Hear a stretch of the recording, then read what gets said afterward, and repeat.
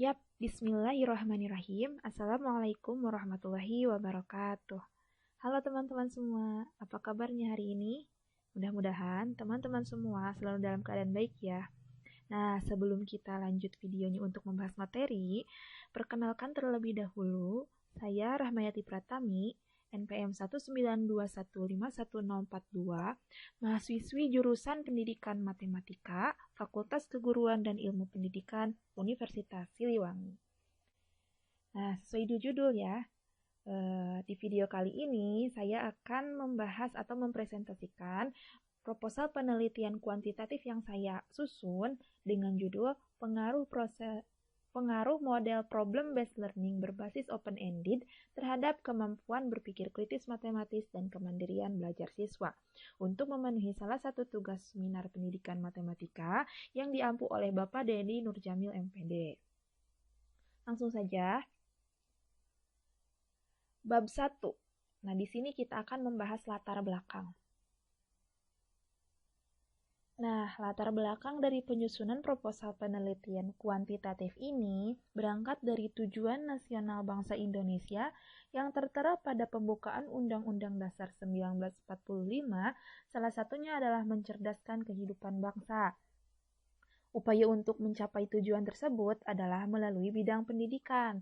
Nah, di sini disebutkan dalam Undang-Undang Republik Indonesia Nomor 20 Tahun 2003 Bab 1 Pasal 1 tentang Sistem Pendidikan Nasional menyatakan bahwa pendidikan adalah usaha sadar dan terencana untuk mewujudkan suasana belajar dan proses pembelajaran agar peserta didik secara aktif mengembangkan potensi dirinya untuk memiliki kekuatan spiritual keagamaan, pengendalian diri, kepribadian, kecerdasan, akhlak mulia, serta keterampilan yang diperlukan dirinya, masyarakat, bangsa, dan negara.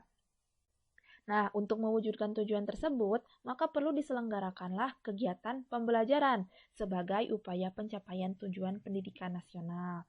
Nah, di sini muncul juga apa itu pembelajaran. Nah, di sini ada menurut Hidayatullah pada tahun 2008, pembelajaran adalah suatu usaha yang sengaja melibatkan dan menggunakan pengetahuan profesional yang dimiliki seorang guru untuk mencapai tujuan kurikulum. Jadi, pembelajaran ini secara langsung atau tidak langsung melibatkan tenaga dan pikiran dari guru untuk mencapai tujuan kurikulum dan lebih jauh lagi untuk tujuan pendidikan nasional. Nah, dengan demikian, dalam pembelajaran perlu melibatkan kegiatan refleksi dan penggunaan memori untuk melacak apa saja yang perlu disiapkan, apa yang harus ia serap, apa saja yang harus ia simpan dalam memorinya, dan bagaimana ia menilai informasi yang telah diperoleh. Kegiatan pembelajaran ini meliputi beberapa disiplin ilmu, ya termasuk disiplin ilmu matematika. Nah, apa itu matematika? Matematika adalah bahasa simbol, ilmu deduktif yang tidak menerima pembuktian secara induktif, ilmu tentang pola keteraturan dan struktur yang terorganisasi, mulai dari unsur yang tidak didefinisikan ke aksioma atau postulat, dan akhirnya ke dalil. Nah, ini menurut Bapak Rus Effendi. Nah, dari penjelasan tersebut, maka dapat dikatakan bahwa matematika merupakan pola yang berkembang dari proses berpikir yang akan menciptakan pola keturunan dan struktur yang terorganisasi. Nah, selain dari pengertian matematika, kita juga perlu mengetahui pengertian dari pembelajaran matematika. Apa itu pembelajaran matematika? Menurut Setio pada tahun 2008, beliau menyebutkan bahwa proses pembelajaran matematika adalah proses pemberian pengalaman belajar kepada siswa melalui serangkaian kegiatan terencana sehingga siswa memperoleh kompetensi tentang bahan matematika yang dipelajari. Kemudian selanjutnya menurut Brunner pada tahun 2000, beliau menyebutkan bahwa pembelajaran matematika adalah belajar tentang konsep dan struktur matematika yang terdapat dalam materi yang dipelajari serta mencari hubungan antara konsep dan struktur matematika di dalamnya. Nah, dari uraian tersebut dapat disimpulkan bahwa pembelajaran matematika merupakan proses aktif dan konstruktif dalam belajar tentang pembelajaran matematika, tentang konsep dan struktur matematika, serta mencari hubungan-hubungan antara konsep-konsep dan struktur tersebut, sehingga siswa mendapatkan pengalaman melalui serangkaian kegiatan rencana yang di dalamnya. Nah, tujuan umum pembelajaran matematika ini dirumuskan dalam Permendiknas nomor 22 tahun 2006 tentang standar isi adalah agar siswa memiliki kemampuan-kemampuan berikut. Jadi tujuan umumnya memiliki kemampuan-kemampuan yang pertama, memahami konsep matematika, menjelaskan keterkaitan antar konsep dan mengaplikasikan konsep atau algoritma secara luas, akurat, efisien, dan tepat dalam pemecahan masalah. Kemudian yang kedua, menggunakan penalaran pada pola dan sifat, melakukan manipulasi matematika dalam membuat generalisasi, menyusun bukti, atau menjelaskan gagasan dan pernyataan matematika. Kemudian yang ketiga, pemecahan masalah yang meliputi kemampuan memahami masalah, merancang model matematika, menyelesaikan model, dan menafsirkan solusi yang diperoleh. Kemudian, tujuan yang keempat itu memiliki kemampuan mengkomunikasikan gagasan dan simbol, tabel, diagram, atau media lain untuk memperjelas keadaan atau masalah. Yang kelima, memiliki kemampuan sikap menghargai kegunaan matematika dalam kehidupan, yaitu memiliki rasa ingin tahu, perhatian, dan minat dalam mempelajari matematika, serta sikap ulet dan percaya diri dalam pemecahan masalah. Nah, pada pembelajaran matematika khususnya pada kurikulum 2013 menimbang tujuan pendidikan nasional bahwa siswa diharapkan lebih aktif dan dituntut untuk memiliki kemampuan berpikir kritis. Nah, kita telah tahu ya bahwa Kurtilas atau kurikulum 13 itu menuntut siswa untuk lebih aktif dan tentunya menuntut siswa untuk memiliki kemampuan berpikir, salah satunya berpikir kritis. Nah, apa itu berpikir kritis? Nah, menurut Mustamiro, Hidayati, Hadi, dan Muharami pada tahun 2019, mereka mengatakan bahwa keterampilan berpikir kritis siswa di Indonesia termasuk kategori rendah berdasarkan hasil survei Trend in Mathematics and Science Study. Nah, jika hasil survei mengatakan posisi Indonesia itu rendah, maka dapat diasumsikan bahwa kemampuan penalaran atau keterampilan berpikir kritis siswa di Indonesia juga cukup rendah. Nah, ini menurut survei TIMMS. Nah, dari permasalahan di latar belakang, maka saya menyimpulkan ada beberapa rumusan masalah dalam penyusunan proposal ini. Yang pertama adalah bagaimana pengaruh model pembelajaran PBL berbasis open-ended terhadap kemampuan berpikir kritis. Dan yang kedua adalah bagaimana pengaruh model pembelajaran PBL berbasis open-ended terhadap kemampuan berpikir kritis jika ditinjau dari kemandirian belajar siswa. Nah, dari rumusan masalah maka terbentuklah tujuan penelitian. Nah, tujuan penelitian ini untuk apa? Yaitu untuk mengetahui pengaruh model pembelajaran PBL berbasis open-ended terhadap kemampuan berpikir kritis. Kemudian yang kedua, untuk mengetahui pengaruh model pembelajaran PBL berbasis open-ended terhadap berpikir kritis jika ditinjau dari kemandirian belajar siswa. Nah, di sini juga ada manfaat dari penelitian ini, ada dua, manfaat teoritis dan manfaat praktis.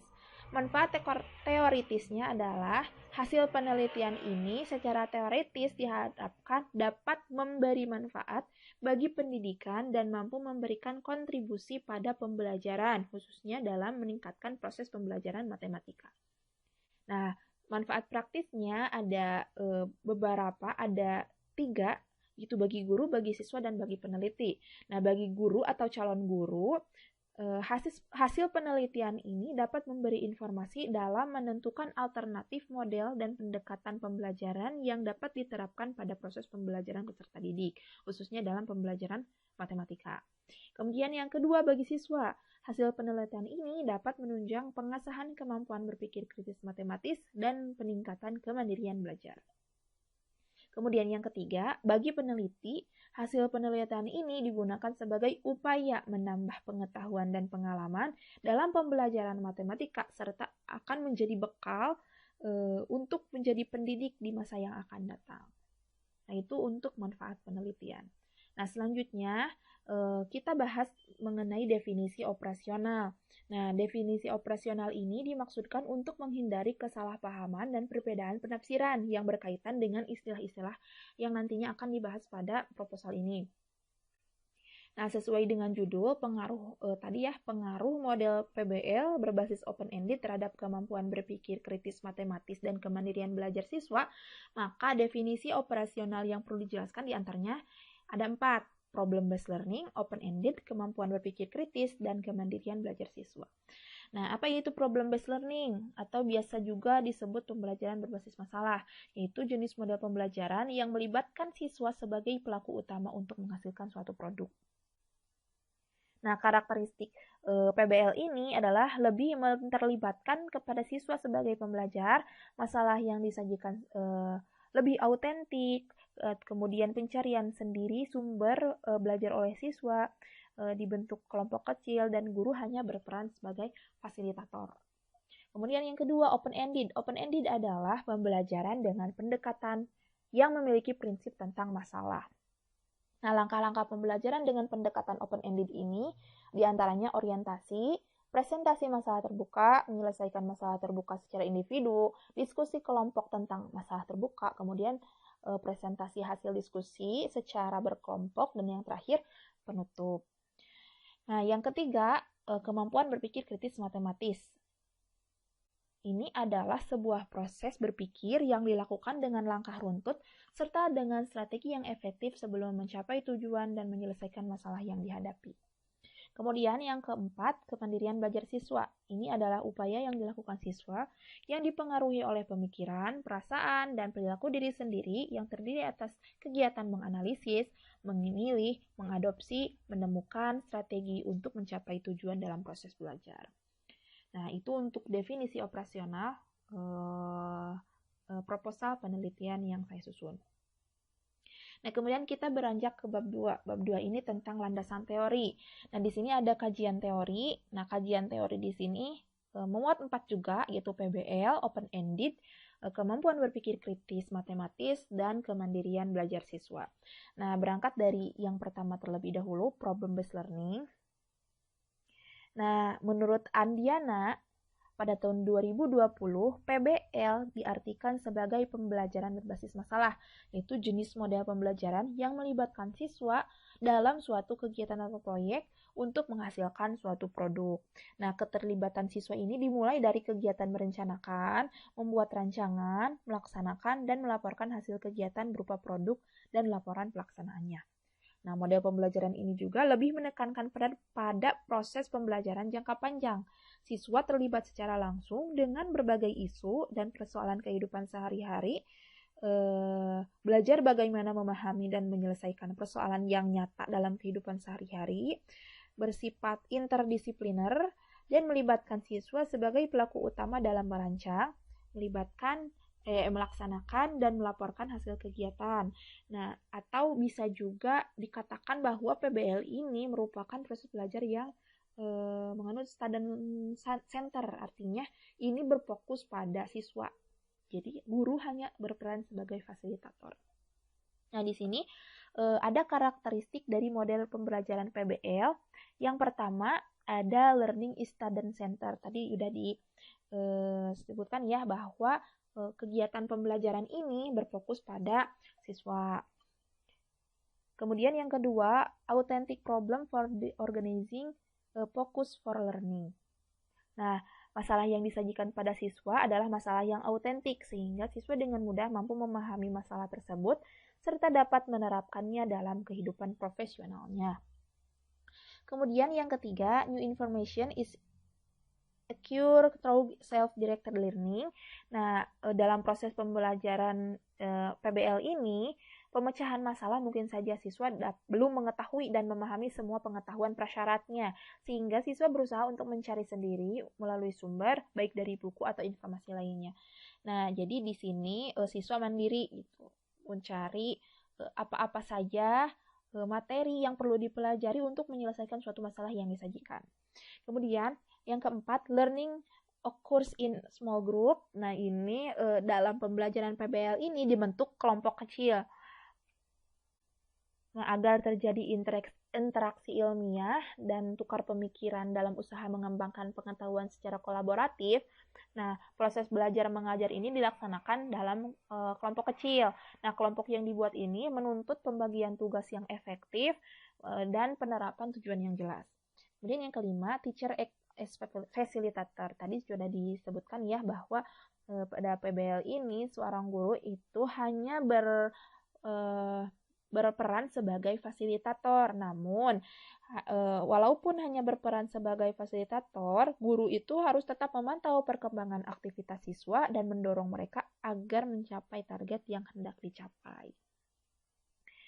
Nah, karakter pembelajaran ini menunjukkan bahwa proses pembelajaran pada model PBL ini memiliki tiga esensi, yaitu yang pertama adanya permasalahan, yang kedua pembelajaran berpusat pada siswa, dan yang ketiga belajar dalam kelompok kecil dan berkolaborasi secara efektif.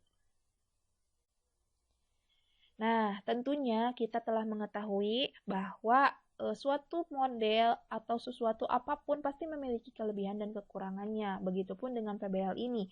Ada beberapa kelebihan dan kekurangan. Di sini ada yang disampaikan oleh Istiqomah. Beberapa kelebihan dalam problem based learning adalah yang pertama, mengembangkan keterampilan pemecahan masalah. Yang kedua, mendorong peserta didik mempelajari materi dan konsep baru ketika memecahkan masalah. Yang ketiga, mengembangkan kemampuan sosial dan keterampilan berkomunikasi yang memungkinkan mereka belajar dan bekerja dalam tim. Yang keempat, mengembangkan keterampilan berpikir ilmiah tingkat tinggi. Yang kelima, mengintegrasikan teori dan praktek yang memungkinkan peserta didik menggabungkan pengetahuan lama dengan pengetahuan baru. Dan yang ketujuh, yang keenam, meningkatkan motivasi siswa untuk belajar mandiri. Yang ketujuh, melatih peserta didik terampil mengelola waktu. Yang kedelapan, membantu cara peserta didik untuk belajar sepanjang hayat. Dan yang terakhir, melatih peserta didik dalam pengendalian diri. Nah, selain dari kelebihan, terdapat beberapa kelemahan. Yang pertama, manakala siswa tidak memiliki minat atau siswa berasumsi bahwa masalah yang dipelajari itu sulit, maka akan merasa enggan untuk mencoba. Nah, jadi PBL ini tidak semuanya cocok diterapkan pada siswa. Jadi kalau misal siswanya berasumsi bahwa materi yang dipelajari itu sulit, maka minat saja sudah tidak ada gitu untuk mencoba. Kemudian yang kedua, keberhasilan model pembelajaran melalui PBL ini membutuhkan waktu cukup persiapan. Jadi untuk PBL ini karena yang sebagai fokus utamanya itu adalah siswa, jadi student center itu, maka perlu disiapkan bahwa waktu yang diperlukan itu cukup lama. Kemudian yang ketiga, tanpa pemahaman mengapa siswa berusaha memecahkan masalah yang dipelajari, maka siswa tidak akan belajar apa yang ingin dipelajari. Itu beberapa kelemahan dan kelebihan dari PBL. Selanjutnya kita akan membahas open-ended.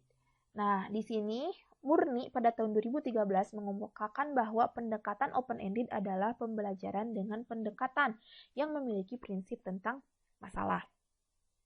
Nah, pendekatan open-ended ini bisa membangun aktivitas interaktif antara siswa dan pembelajaran matematika, sehingga dapat menarik siswa untuk menjawab permasalahan terhadap strategi apapun. Nah, pendekatan open-ended ini bisa diberikan kesempatan gitu kepada siswa untuk mendapatkan pengetahuan dan pengalaman dalam menemukan masalah, pemahaman, dan memecahkan masalah dengan beberapa teknik. Nah, pemberian masalah dalam pembelajaran menggunakan pendekatan open-ended ini bersifat terbuka. Masalah terbuka digolongkan pada 3 jenis, yaitu proses yang terbuka, jawaban yang terbuka, dan cara pengembangan masalah yang terbuka. Nah, di sini ada menurut Habibah pada tahun 2006, ada beberapa langkah-langkah pendekatan open-ended, yaitu yang pertama orientasi. Nah, orientasi ini dimulai untuk mengenalkan kepada siswa atau bisa pada proses ini orientasi guru memberikan motivasi kepada siswa dan memberikan masalah yang akan mereka hadapi dalam kehidupan sehari-hari. Nah, masalah ini dapat diberikan secara tertulis atau lisan. Nah, kemudian dalam masa orientasi ini guru mencoba untuk mengingatkan siswa dan memberi materi matematika yang telah dipelajari. Jadi mengingatkan materi-materi apa saja yang telah dipelajari. Dan yang kedua, presentasi masalah terbuka. Nah, guru memberikan penjelasan umum tentang materi yang akan dipahami hari itu. Jadi guru menjelaskan materi secara umum saja, jangan terlalu mendalam, tetapi secara umum saja sebagai bekal nanti siswa untuk menyelesaikan masalah secara individu. Nah, di sini ada langkah ketiga, menyelesaikan masalah terbuka secara individu. Nah, para siswa itu diminta untuk memecahkan masalah secara individu. Pada fase ini bertujuan untuk mengetahui peningkatan kreativitas siswa secara individu sebagai titik mendapatkan jawaban oleh siswa. Nah, ketika siswa memecahkan masalah mereka secara individu, mereka tidak mungkin untuk meminta bantuan dari teman-teman mereka, sehingga dapat mendorong diri mereka untuk meningkatkan kreativitas dan kemandirian belajar siswa.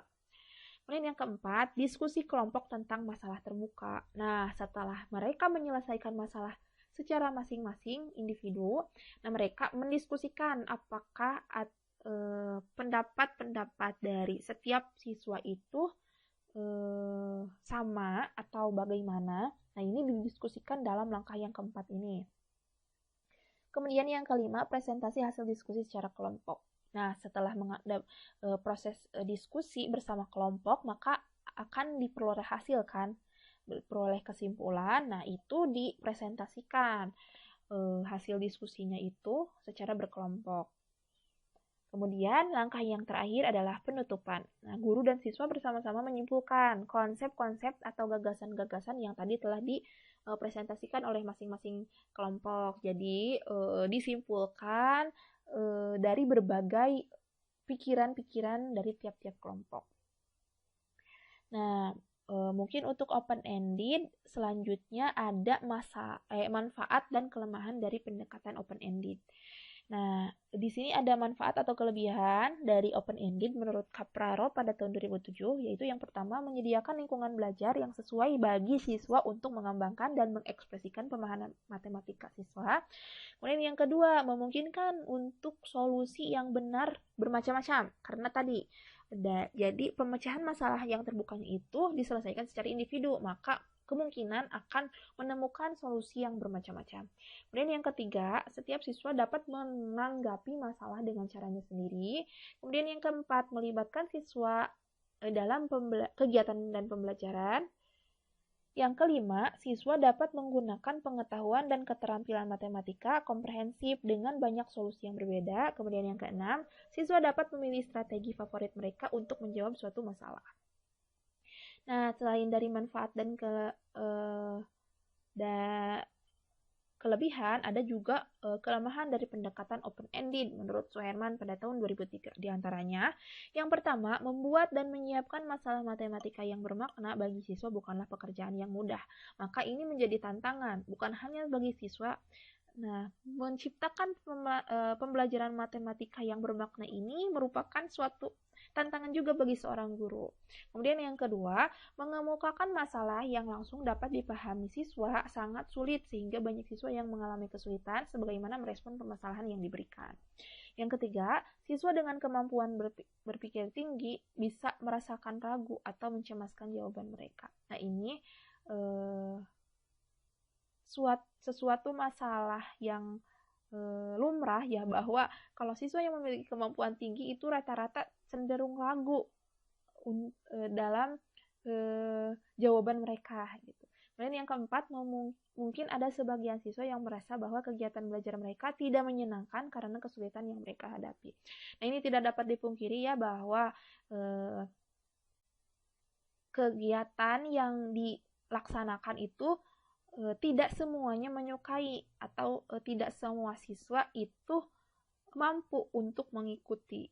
Nah, ini juga menjadi suatu kelemahan atau tantangan bagi seorang guru untuk menciptakan suasana belajar yang menyenangkan dan disenangi oleh. Nah, selanjutnya kita akan membahas tentang kemampuan berpikir kritis matematis. Di sini ada beberapa Pengertian menurut beberapa ahli, yang pertama ada menurut Bayer pada tahun 2008, beliau menyebutkan bahwa berpikir kritis adalah sebuah cara berpikir disiplin yang digunakan seseorang untuk mengevaluasi validitas sesuatu, baik itu pernyataan-pernyataan, ide-ide, argumen, dan penelitian. Nah, dari definisi ini menunjukkan bahwa seseorang yang berpikir kritis sebelum mengambil keputusan, maka ia akan menimbang terlebih dahulu apa yang perlu disiapkan dan memilih strategi yang efektif dengan berpikir secara disiplin. Kemudian yang kedua ada pengertian menurut Rudinoff dan Barry pada tahun 2008. Mereka menyebutkan bahwa berpikir kritis adalah sebuah proses yang menekankan sebuah basis kepercayaan-kepercayaan yang logis dan rasional dan memberikan keserangkaian standar atau prosedur untuk menganalisis, menguji, dan mengevaluasi. Nah, definisi ini menunjukkan bahwa sejalan dengan pendapat Bayer.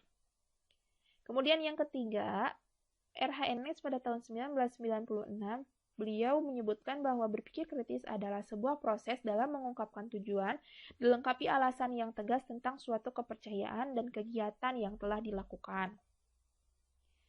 Nah, hal tersebut menunjukkan bahwa berpikir kritis termasuk proses yang ditetapkan dengan masuk akal sebelum menyimpulkan atau mencapai tujuan. Nah, dari beberapa pendapat ahli tersebut, melalui analisis sintesis, maka dapat disimpulkan bahwa kemampuan berpikir kritis matematis adalah sebuah proses berpikir yang dilakukan dengan langkah runtut serta dengan strategi yang efektif sebelum mencapai tujuan dan menyelesaikan masalah yang dihadapi. Nah, di mana dalam menyelesaikan masalah yang dihadapi tersebut harus melalui terlebih dahulu proses-proses seperti analisis, identifikasi, validasi, evaluasi sebelum dibuat kesimpulan dan menyelesaikan masalah yang dihadapi.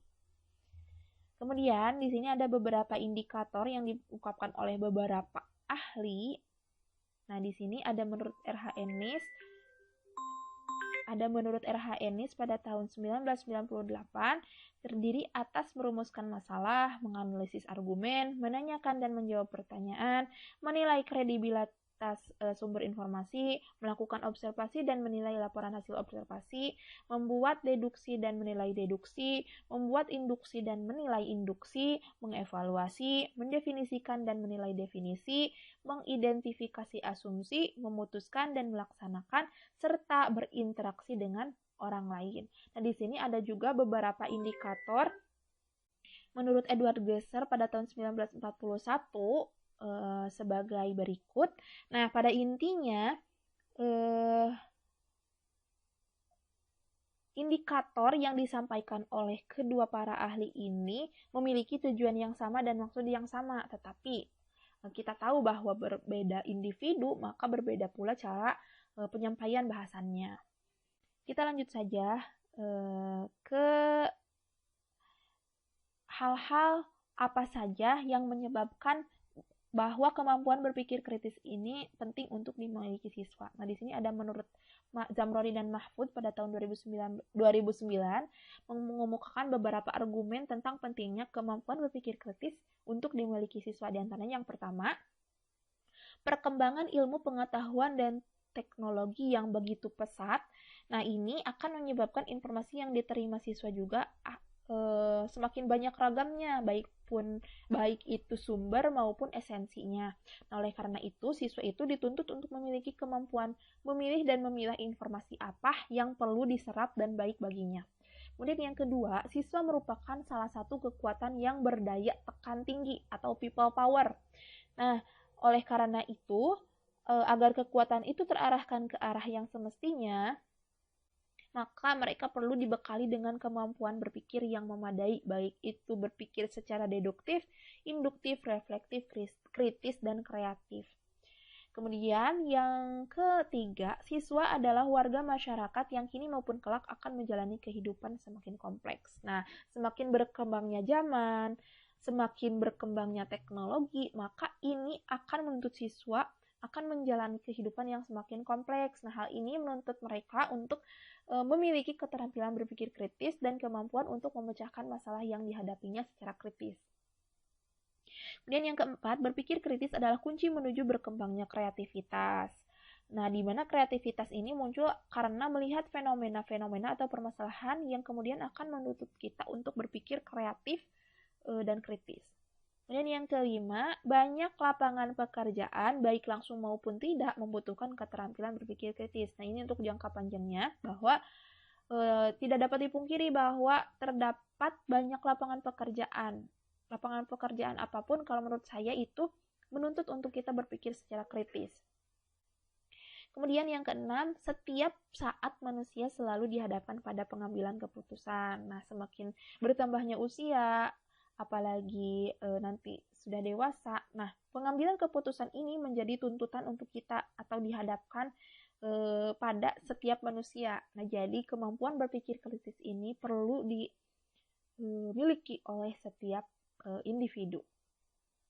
Nah, Zamroni dan Mahfudz ini selain mengemukakan argumen tentang pentingnya kemampuan berpikir kritis, beliau juga menyampaikan beberapa cara untuk meningkatkan kemampuan berpikir kritis. Yang pertama, menerapkan model pembelajaran tertentu yang cocok atau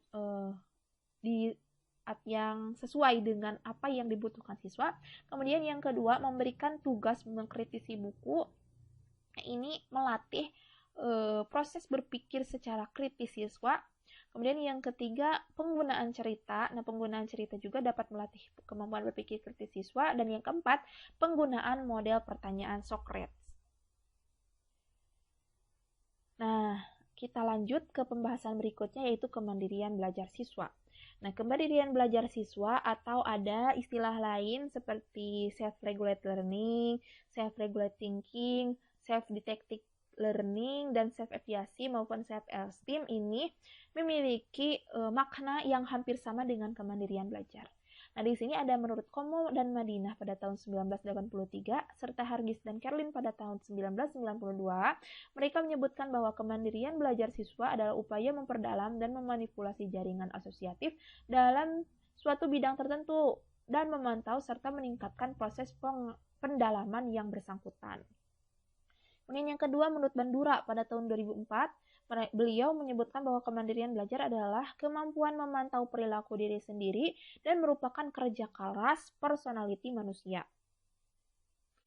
Yang terakhir itu adalah menurut Butler pada tahun 2002, kemandirian belajar merupakan siklus kegiatan kognitif dan rekursif atau inklusif atau berulang-ulang yang memuat kegiatan menganalisis tugas, memilih, mengadopsi dan menemukan pendekatan strategi untuk mencapai tujuan tugas, dan memantau hasil dari strategi yang telah dilaksanakan.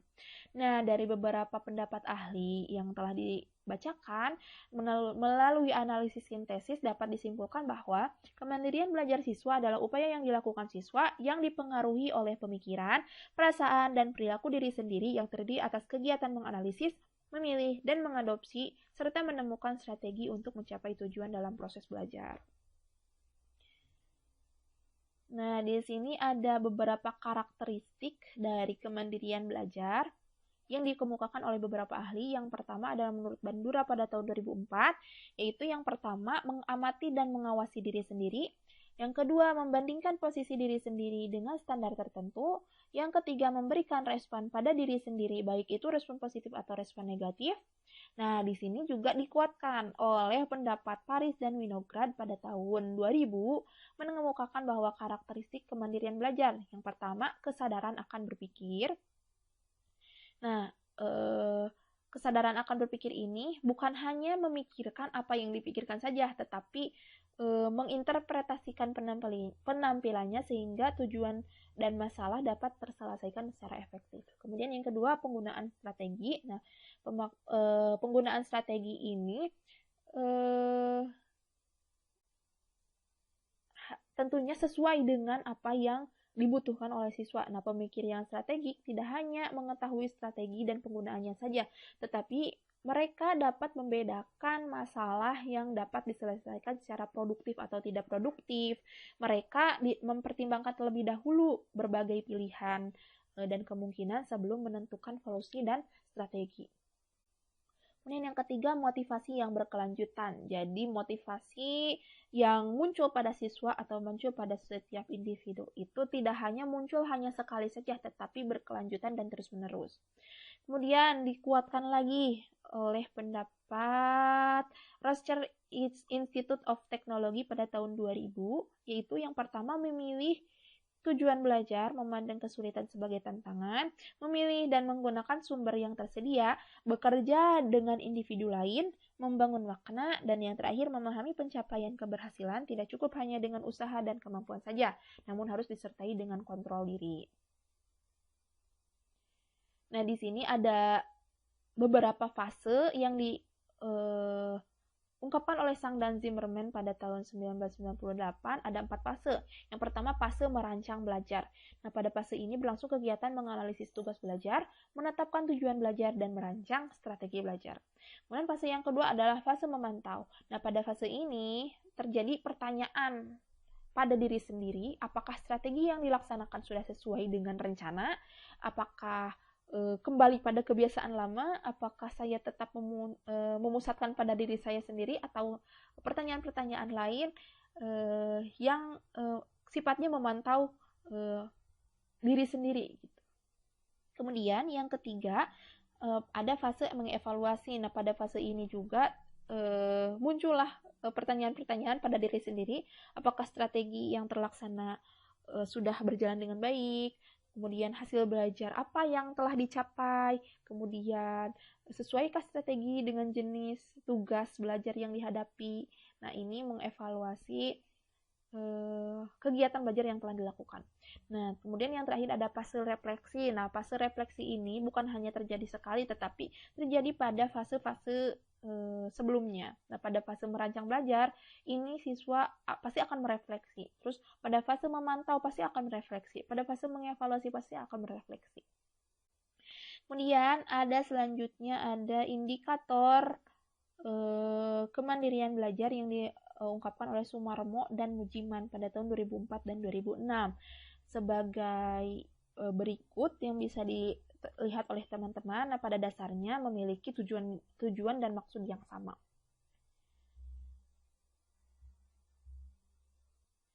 Nah, selanjutnya ada penelitian yang relevan dengan penyusunan proposal yang saya buat. Di antaranya yang pertama ada penelitian dari Nustamiro Hidayati Hadi dan Muharami pada tahun 2019 dari program studi pendidikan IPA Fakultas Ilmu Pendidikan Universitas Trunojoyo Bangkalan dengan judul penerapan model pembelajaran problem based instruction berbasis open-ended terhadap keterampilan berpikir kritis siswa. Nah, di sini ada penelitian yang relevan yang kedua, yaitu dari tesisnya Faridatul Husna pada tahun 2001 yang berjudul Pengaruh Model Pembelajaran Problem-Based Learning dan Contextual Teaching and Learning terhadap kemampuan berpikir kritis matematis dan kemandirian belajar siswa SMP Negeri 7 Tanjung Balai. Nah, di sini ada saya menyusun kerangka berpikir dalam penyusunan proposal ini. Terdiri ada atas 3 kondisi, tindakan, dan hasil. Nah, di sini kondisi yang terjadinya apa? Pembelajaran masih konvensional, kemampuan berpikir kritis siswa rendah, kemudian kurangnya kemandirian belajar siswa. Nah, setelah mengetahui kondisi di lapangan seperti ini, maka akan dibentuk diskusi pemecahan masalahnya seperti apa. Nah, setelah didiskusikan, kita melakukan tindakan, yaitu yang pertama simulasi penerapan model pembelajaran problem based learning berbasis open-ended, kemudian yang kedua penerapan pembelajaran berpikir kritis matematis, dan yang ketiga penerapan kemandirian belajar siswa. Nah, di sini menerapkan metode pembelajaran yang nantinya memperoleh hasil guru mampu menerapkan model pembelajaran problem based learning berbasis open-ended, kemudian kualitas pembelajaran membaik, kemudian kemampuan berpikir kritis siswa meningkat, dan siswa menjadi aktif dan mandiri. Nah, kemudian yang selanjutnya dari beberapa kerangka berpikir di atas dapat ditarik hipotesis. Nah, di sini kita mengetahui dulu apa itu hipotesis menurut Sugiono pada tahun 2019. Hipotesis adalah jawaban sementara terhadap rumusan masalah penelitian, di mana rumusan masalah penelitian telah dinyatakan dalam bentuk kalimat pertanyaan. Berdasarkan landasan kerangka berpikir tadi, ya, maka hipotesisnya ada H0-nya, terdapat kemampuan penerapan metode pembelajaran problem based learning berbasis open-ended terhadap keterampilan berpikir kritis matematis, dan H1-nya tidak terdapat pengaruh penerapan metode pembelajaran problem based learning berbasis open-ended terhadap keterampilan berpikir kritis matematis. Nah, di sini ada hipotesis statistiknya. Nah, baik, selanjutnya kita bahas tentang bab 3, yaitu tentang prosedur penelitian. Yang memuat ada di sini yang pertama, metode penelitian. Nah, metode penelitian yang digunakan pada penelitian ini adalah penelitian kuantitatif. Nah, apa itu penelitian kuantitatif? Di sini ada menurut Sugiono pada tahun 2013. Metode penelitian kuantitatif adalah metode penelitian yang berlandaskan pada filsafat positivisme, digunakan untuk meneliti pada populasi atau sampel tertentu. Nah, teknik pengambilan sampel pada umumnya dilakukan secara random, pengumpulan data menggunakan instrumen penelitian. Nah, pada penelitian ini, peneliti akan meneliti pengaruh model pembelajaran PBL berbasis open-ended terhadap kemampuan berpikir kritis dan kemandirian belajar siswa yang dilakukan dengan menguji cobakan model PBL berbasis open-ended pada kelompok eksperimen, kemudian diobservasi mengenai pengaruh model pembelajaran yang dilakukan terhadap kemampuan berpikir kritis, matematis, dan kemandirian belajar siswa. Dan kemudian ada variabel populasi dan sampel penelitian. Nah, variabel penelitian ini terdiri atas variabel bebas dan variabel terikat. Variabel bebasnya adalah model yang diterapkan, yaitu model PBL berbasis open-ended, sedangkan variabel terikatnya adalah kemampuan berpikir kritis matematis dan kemandirian belajar siswa. Kemudian populasi yang diambil pada penelitian ini adalah siswa kelas 7 SMP Negeri 7 Tanjung Balai tahun ajaran 2019-2020 dengan rincian sebagai berikut. Nah, sebelumnya apa itu populasi? Populasi adalah wilayah generalisasi subjek yang memiliki karakteristik tertentu yang ditetapkan peneliti untuk dipelajari dan ditarik kesimpulan. Nah, ini sejalan dengan yang dikemukakan Sugiono pada tahun 2017. Populasi adalah totalitas semua nilai yang mungkin, baik hasil perhitungan maupun pengukuran, kuantitatif maupun kualitatif daripada karakteristik tertentu mengenai sekumpulan objek yang lengkap dan jelas. Nah, kemudian sampel yang diambil yaitu menggunakan teknik total sampling, yaitu jumlah sampel sama dengan jumlah populasi. Nah, ini ada beberapa alasan kenapa dipakai total sampling. Ada menurut Sugiono 2007, karena jumlah populasi yang kurang dari 100. Nah, maka sampel yang diambil adalah sama dengan jumlah populasinya. Itu berjumlah 62 orang. Nah, selanjutnya ada desain penelitian. Desain penelitiannya bagaimana? Nah, penelitian ini menggunakan penelitian kuantitatif dengan jenis penelitian adalah kuasi eksperimen yang bertujuan untuk mengetahui pengaruh kemampuan berpikir kritis dan kemandirian belajar melalui pembelajaran berbasis masalah open-ended. Kemudian peneliti memberikan perlakuan kepada partisipan, kondisi, alat, dan bahan tertentu untuk menentukan apakah perlakuan tersebut memiliki dampak atau pengaruh pada variabel atau faktor hasil penentu.